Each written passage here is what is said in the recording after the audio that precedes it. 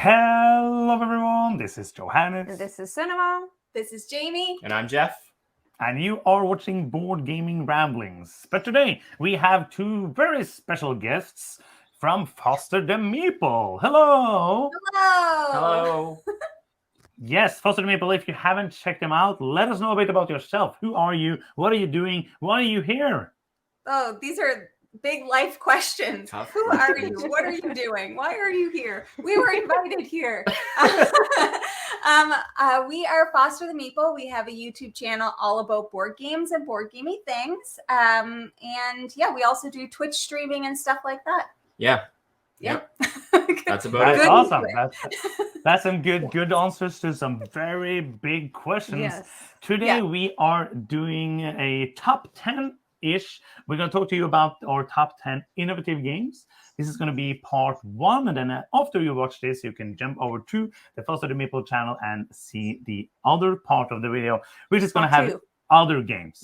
Yes, not the same games. You're going to do different games on that one so that we are doing that. I hope you are doing it as well. Different games on both parts. Yes. It's going to be a better video, I think. We planned 10. So we're going to do like 5 games each. And if you used to watch our top 10s, then you know that we usually make our lists in top secrecy.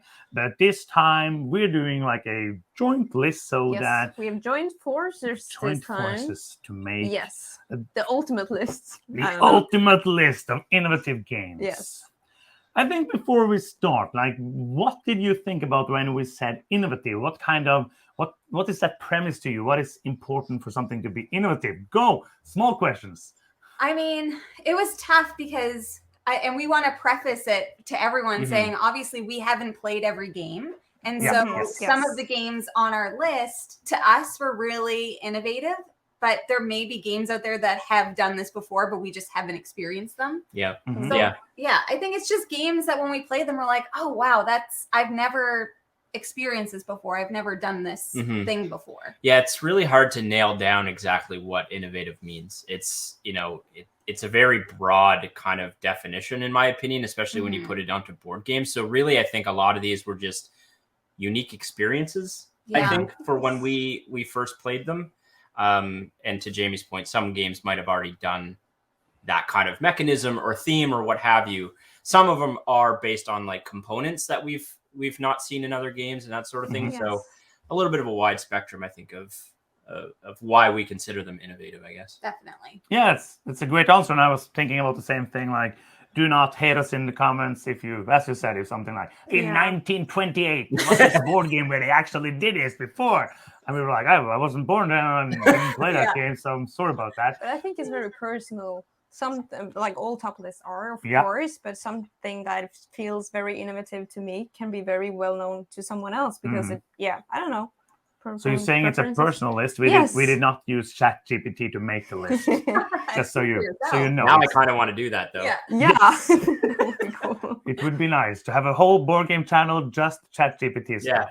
But now it's going to be human stuff and human games. So because you are our valued guests, you can start.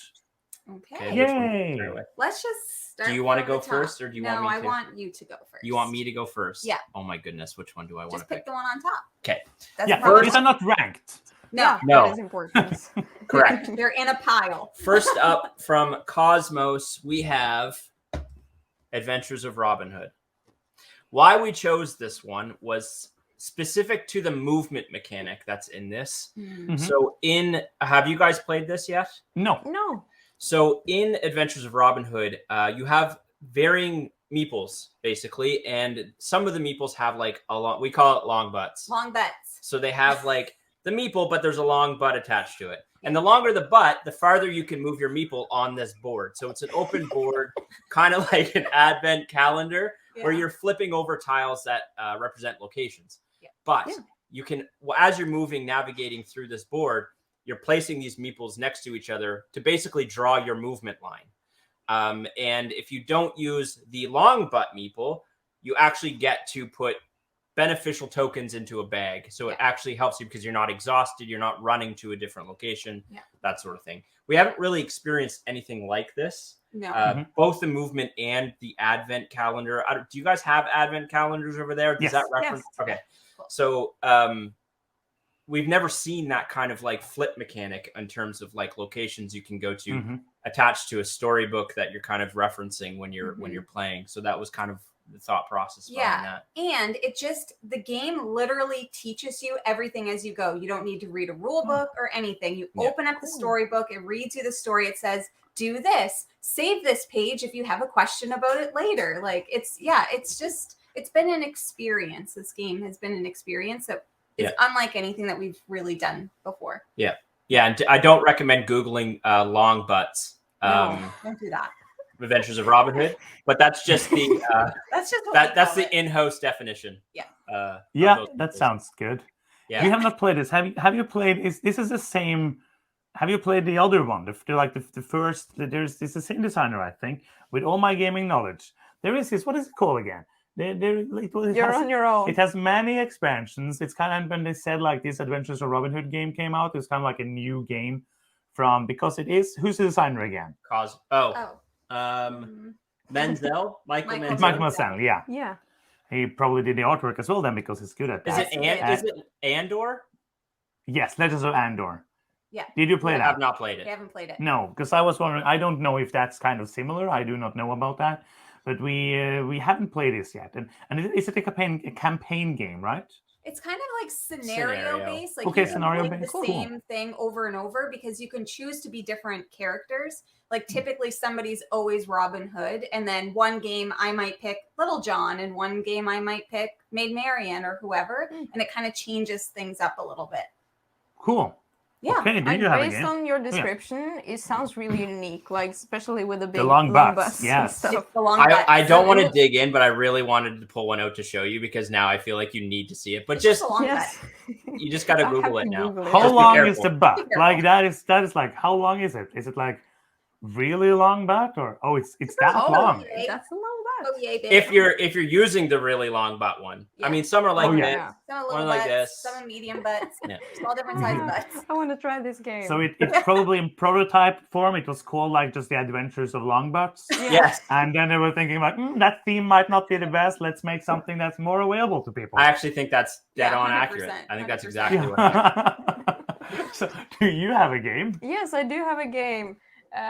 My first game is Captain Sonar, and this is a game from 2016. It's a game for up to 8 people. 8 people. And you're real-time, what do you call it, maintaining? No, it's a real-time game. Yeah, and it's also one where you need friends. Yes. So if you don't have 6 friends, it's going to be a hard one to play. You can have like some friends and some enemies because there's 2 teams. There's 2 teams. Yes. And when this came out, I remember it was a big buzz.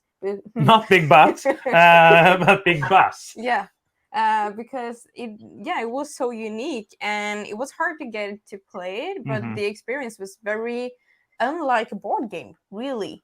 Yeah. It's kind of like have you played this? Probably. We have not actually. You have not, no. We've heard a lot about it, but we've never played it.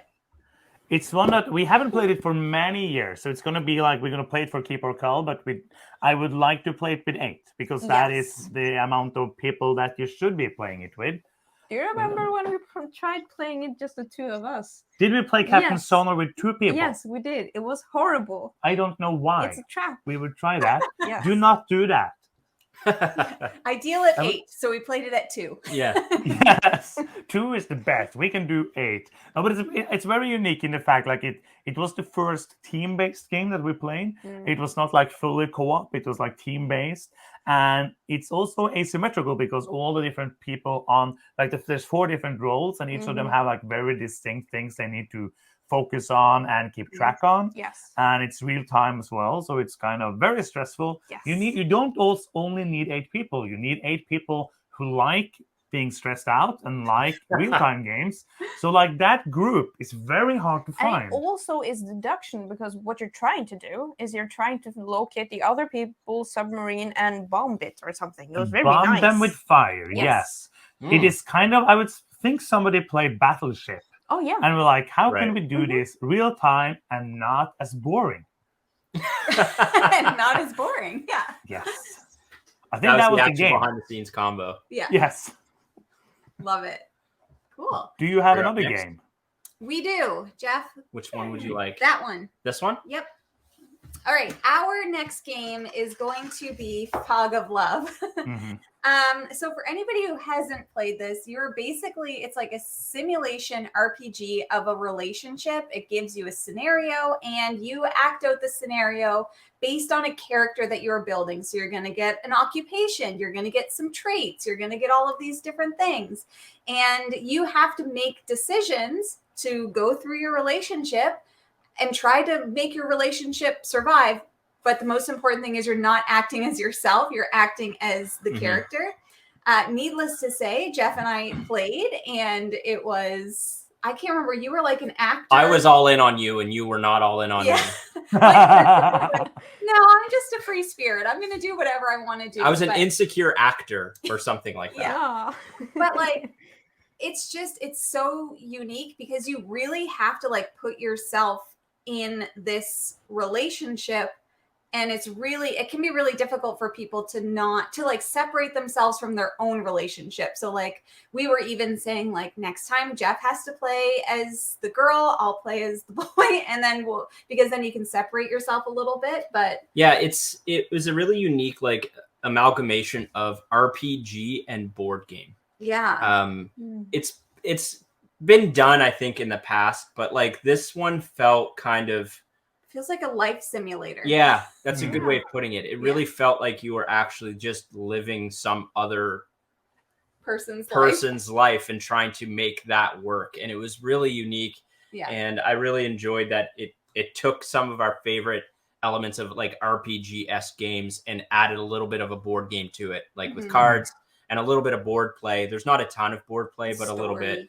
But also developing that story and stuff. So yeah. Have you guys played this one? We did back the first Kickstarter, and we did play it once, and then we sold it to other people.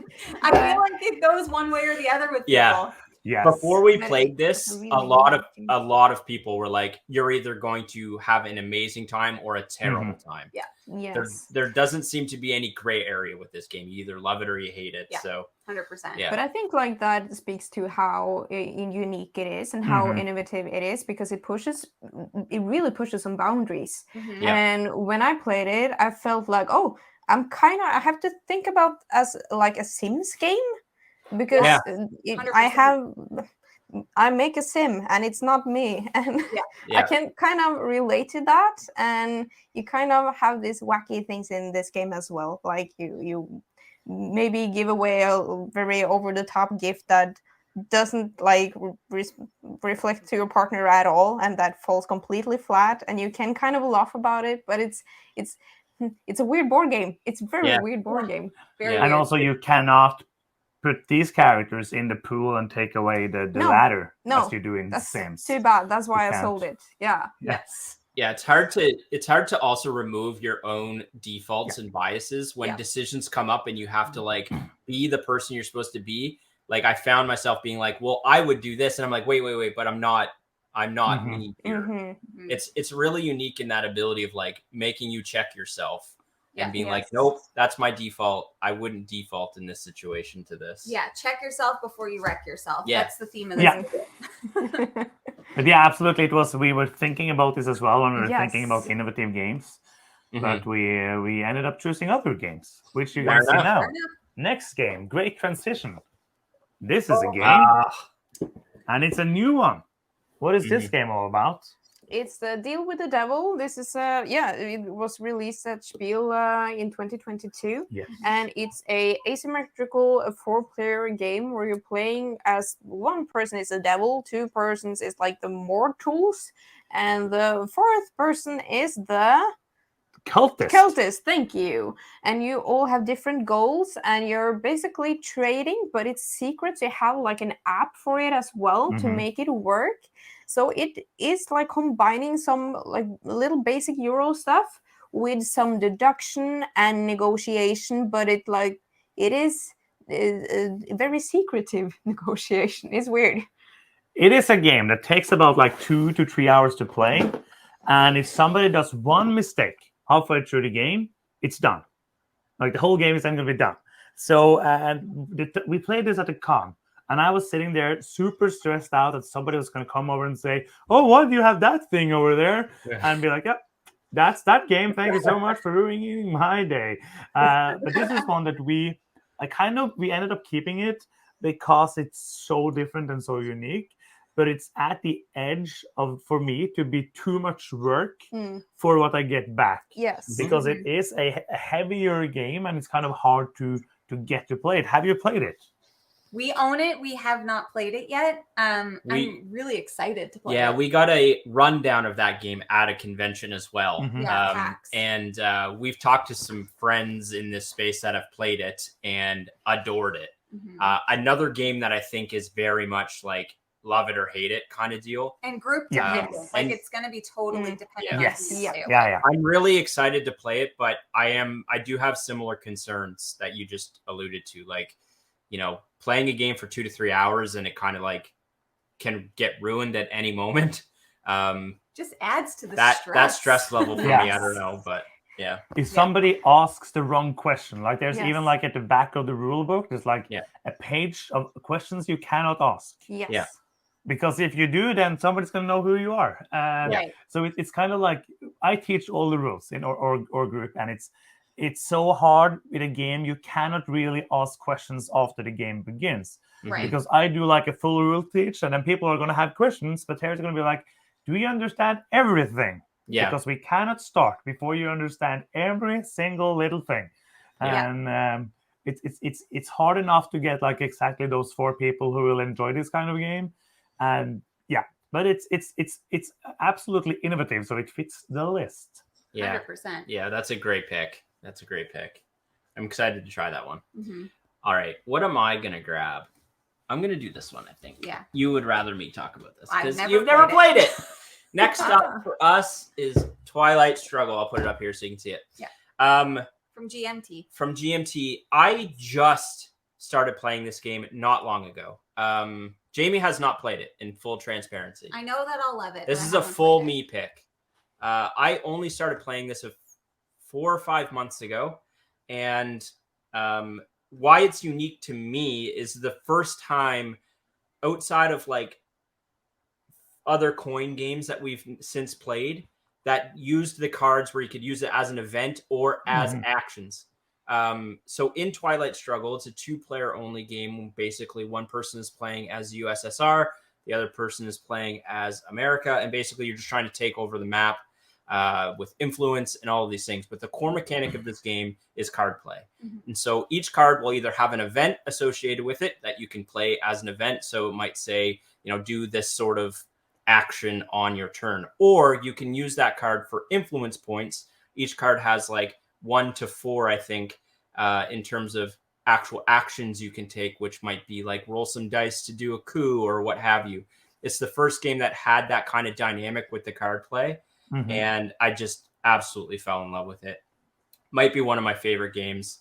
Oh wow! We've played some other coin games. Not that this is a coin game, but you know, GMT is known games for coin series that has that card play in it.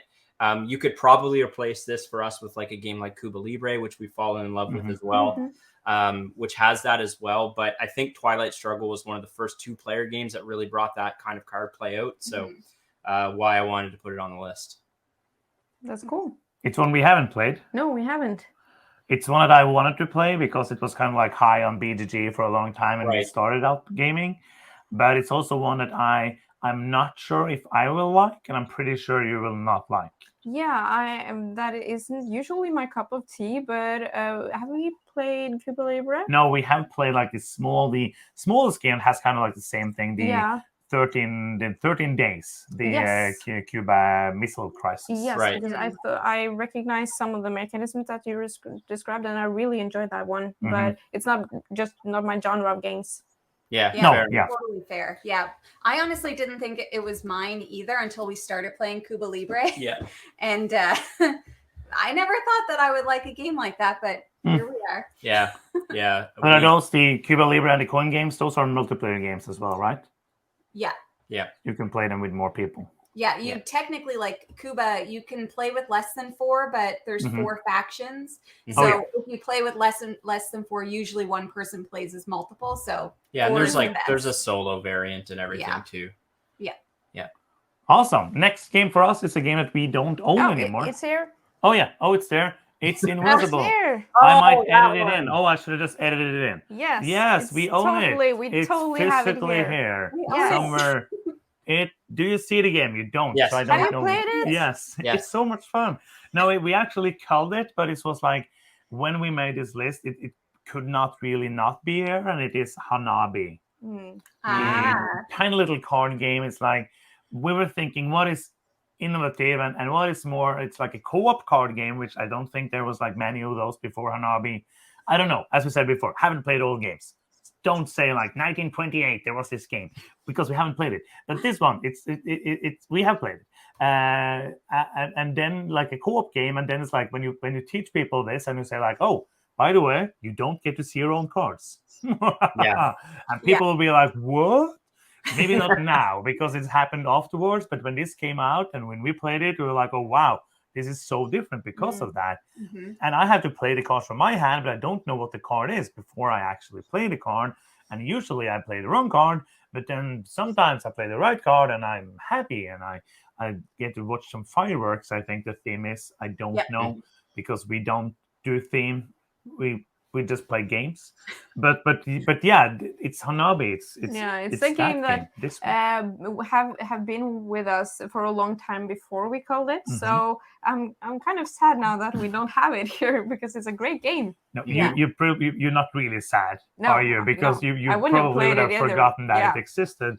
And it's also a game that we can buy for very few coins. Have you played it? Yes, and it was actually on our short list. So it didn't quite make it to our list, but it is one because we're like, what is a game that you have to like, you don't know, like The Mind or Hanabi, or there's been a few others since then, but I think Hanabi does it best, and I think it did it first. But it's actually a game that we just recently discovered. And so I've been playing a lot on BGA, and we've only played it the two of us physically here. Yeah, definitely more. I think your thing than mine, but yeah, it's a good one. Yep, it's a good one, but not good enough to keep for us. It's still on the list. Not good enough. Fair enough. We can take it back. We kept ours, but we also don't call anything. Yeah, we barely. Yeah, you guys are much better at that than we are. Yeah. We started doing that when we moved, basically 3 years ago, and we didn't want to take all the games, so. I think now we have sold and gotten rid of about 600 games in the last 4 years. That's wild. Wow. That's a lot. We've acquired that many. Yeah. We have as well, but we then don't stack up that number. Yeah. Fair enough. Do you want to do this one? Yep, I sure the heck do, Jeff. All right. All right. Our next game is Planet Unknown, and this is from Adam's Apple Games. And I know that this one is hard to find. I apologize to everybody who wants it and can't find it. But the reason, so this is a polyomino tile placement game. You're essentially building out a planet, and it has a lot of like interesting mechanics within it in terms of like going up a different, like almost like a tech tree. There's rover movement. But the thing that I love the most about this game is the Lazy Susan. All of the polyomino tiles are in a Lazy Susan. So like you can spin it around and it's just fun to do. And who cares about the game because there's a Lazy Susan. That's super cool. It really is. It just kind of adds like this extra kind of cool factor to it. But beyond that, like I don't necessarily think that a lot of the game itself is very innovative. Like it's polyomino. It's polyomino plus, I think, so it adds more than a lot of other polyomino games have. But it's kind of given it that cool toy factor of the Lazy Susan that I've never seen that Lazy Susan in another game. I want it in every game now. If we're going to talk about innovation, that's definitely innovative. Yeah, 100%. Have you guys had the chance to play this?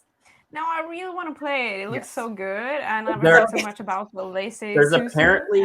There's apparently an expansion coming up this year, so then this should be available again. I hope, because I know a lot of hopefully. people want it. Yeah. It's very, very good. We were lucky enough, like we got it at PAX Unplugged. They were selling it there. I think they brought it over from Essen. They did, yeah. And so we grabbed it, and we're very happy that we did. we should mention the Lazy Susan's really cool, but there's a very good game packed around that. Yeah, like we're not just saying like it's only good because of this toy factor. The game itself is very, very addictive but and very innovative because it has a Lazy Susan. Yeah. The next game that we have is actually just a Lazy Susan. So Wait, like by itself. There's no rules and nothing. You just like spin it around Yay, and then you end when you want to. It's a dexterity game. But I thought of what is the game with the Arial or something? The Arial, yes. Yes, it's a polyomino game where you Tetris also game. have Tetris game where you have also a spinny something But with the it's tiles not that makes spinning. it. But yeah, you have to spin it yourself. Yes, so it's kind of like the boring version. Yes, but I thought of that one. But it sounds really cool. Yeah. Next up, great. We have a game. I think you have it. Yes, I do. Yes, you do. It's on the list. It's next. You have to find it. I just put the other games on top of the game. So I can speak a bit. Yes. When we wait for the game, and now we're ready. It's Magic Maze. Haven't played that. This is a co-op game, and I love the theme in this game. In this game, you are basically heroes that are called out on a quest, but you have forgotten all your equipment. So you have to rob a shopping mall, to get your equipment and escape as fast as you can. Yes. So what makes this game I actually like the theme in this. Yeah, one. I love the theme in this it's one. so cool. What makes this so unique is that you're not allowed to communicate with like verbally with each other. The only thing that you can kind of do is stare very angrily at each other and like move a piece in front of the person that you think is not doing their job, because you're basically you can move all the pieces or all the heroes, but you can only do like left or right or go up the stairs or something. And so it's basically really cool. depending on the number of players, you're going to get like a different. So if you play 8 players, I can only move right. That's the only thing I can do. So if there's nothing I can move right, I cannot do anything other than hope somebody moves it somewhere where I can actually move it right. And it's kind of, it has this kind of progression like many of these games have, where it's like, I think there's like 15 or 20 different scenarios that makes it harder and harder. We never gotten more than like 5 or 6 because we always played with new people. Yeah. So we need to start at the beginning. And I mean, there's after a while, there's like security cams and all these different things that you have to avoid. But it's hard enough in the beginning because you kind of have to communicate without communicating. And the same designer also did a game called Gardeners last year, which was also very good, but it hasn't kind of blown up because I think the theme is doing this one a lot more available to people than just making a garden, which is a more boring theme than being heroes in a mall. Yeah, it's the mall. The mall is what really gives it that extra oomph. I love that. We have not played that one. I feel like that's one you would really like. It looks really cute. Yeah, it does. Yeah, I struggle with any of those games where you can't communicate because I'm a classic overtalker. So being silent for an entire game is tough for me. Yeah, that's. But then it's also very good because I as well speak a lot. So it's nice for people to get like a break. Yeah. Exactly. Yeah. That's fair. I never thought of it that way. Sinua is coming like, should we play Magic Maze? Yes. I know why. Hint. Why? Yeah. It's kind of a hint. That's why you always want to play the mine. Yeah, exactly. Playing time. Gotcha. Let's see who Let's play. You can play this solo now for 2 hours. Yeah. All right. So this is the 5th and last one on this end. Yep. Yes. I'm going to take this one. Is that cool? Very cool. Next Super up, cool. we have Vast Crystal Caverns. And there's a specific reason why we picked this one. So we love, I think you love asymmetry in games. Root is one of my favorite games, if not, it is my favorite game of all time. Asymmetry isn't really innovative so far as when Vast came out. However, what I think is innovative in Vast and unique is that each faction is responsible for killing one other faction. It is direct insofar that if I'm playing X faction, I have to specifically defeat Jamie. And then I And have then to specifically defeat somebody else, and they have to and it defeat just somebody else. cascades, and then there's one player playing as the cave who has to beat everyone. So basically the cave has to build itself out and then collapse itself in on itself, killing everyone and winning the game. So there's, I mean, Root, all coin games as well, like all of that asymmetry already exists, but I haven't played anything that's so direct like Vast, where a specific faction only wins if they defeat another specific faction. Yeah, it's great because, like, you know how sometimes in games when you have to, like, everybody's attacking each other, you can't get mad at somebody when their only goal is to attack you. So if you're like, why do you keep attacking me? It's like, that's the only way I can win this game. Only thing I can do.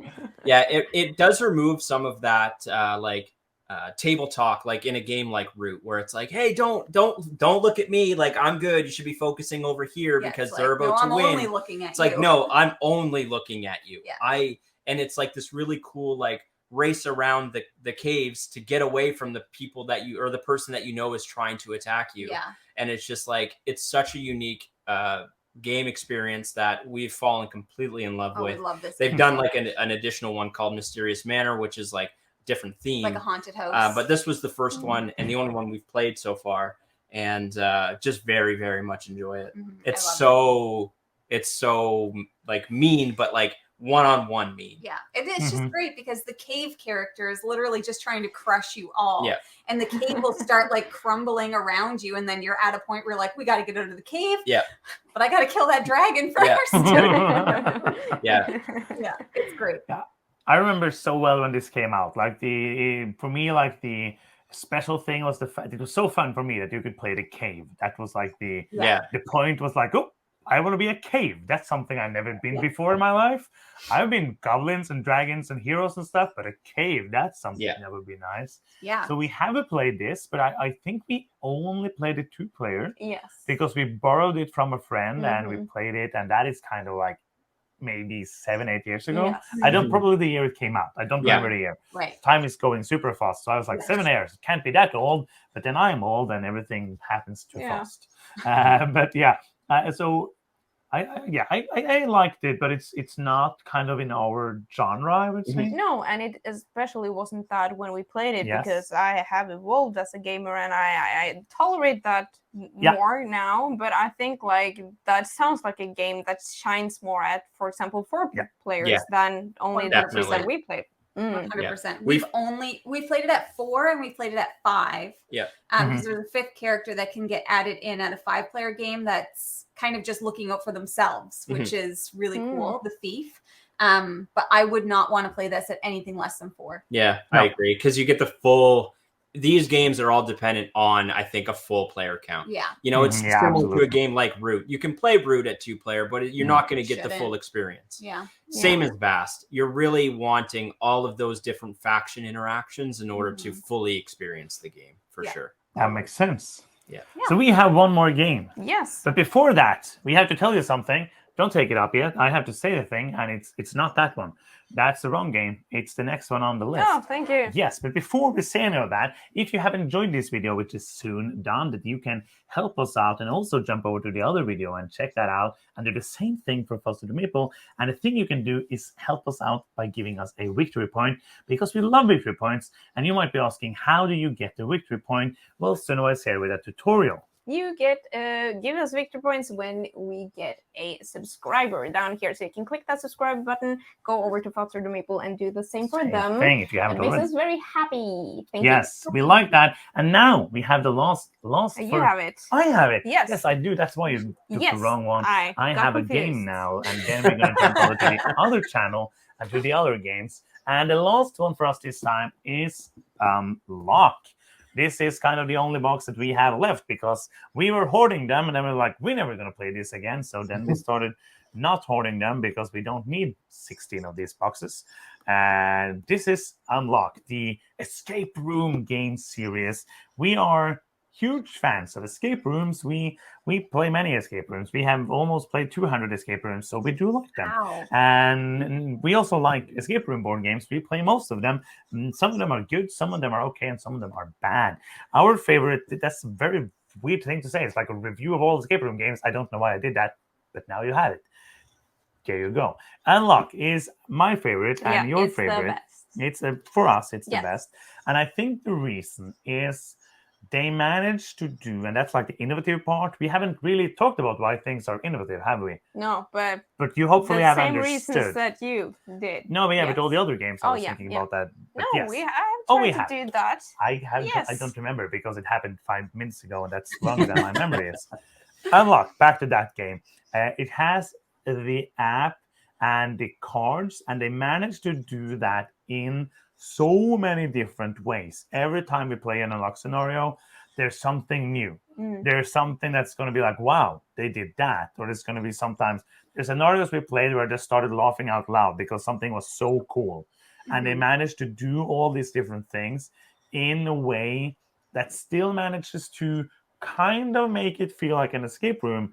Of course, it feels very different than an escape room, but by just using cards and that app together makes all the stuff fun and innovative, because that's the list. Do you want to say something? Yeah, I just completely agree. Not only is it the best, but I It's think simply the best. It's simply the best. But sometimes when they do try to make something new and innovative, sometimes it doesn't hit with me. That's true. But I think I really appreciate that they're pushing the boundaries of what an escape room game can be every single time they put out a new box. Do you like this? Have you played them? We've played one of the unlock boxes. Secret Adventures, yep. And we really, really liked it. We have just kind of been starting to get into the escape room type boxes. So I think we've only done one of the Exit series games, but we've got a couple. We've got one unlock series. Yep. And then we've got a couple from Key Enigma. Yeah. Because they started to put some out. And actually we have a Nancy Drew one as well. But yeah. I very much like Unlock. I agree. I like that it's just cards. It's just card play and an app.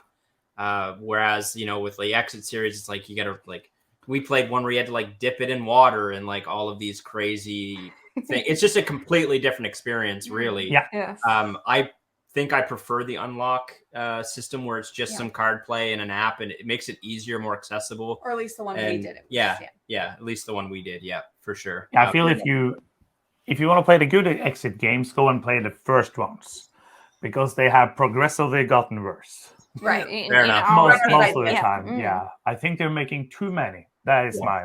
That's fair enough. Fair, that makes sense. Spewing out 16,000 of these every year. So they're kind of going from good to not good. But and Unlock I think Unlock has gotten, if you go back to the first Unlock boxes, there was usually 2 pretty normal ones and then one wonky one that was not very good. But they tried stuff, and now they're getting more to where all 3 adventures are at least good. Solid, And then there's something that is better.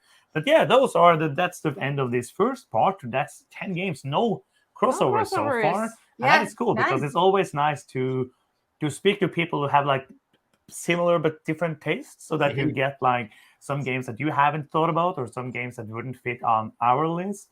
But if you enjoyed this list, and even if you didn't enjoy this list, jump over to Foster the Meeple and watch the rest of the list, because as we said in the beginning, we are going to talk about different games, not the same ones in just a different order. Unless it's a perfect crossover. Yes, that would be really weird. That would be Great. wild. We didn't play each other games and stuff. Yeah, exactly. We had to wait for 4 weeks to record the other one, and then we can get to play those, and then the exact same. Yes. But that means that this is the end of this video. I'm Johannes. I'm Senova. I'm Jamie. And I'm Jeff. And you've been watching Board Gaming Ramblings, and bye-bye. Bye. Bye.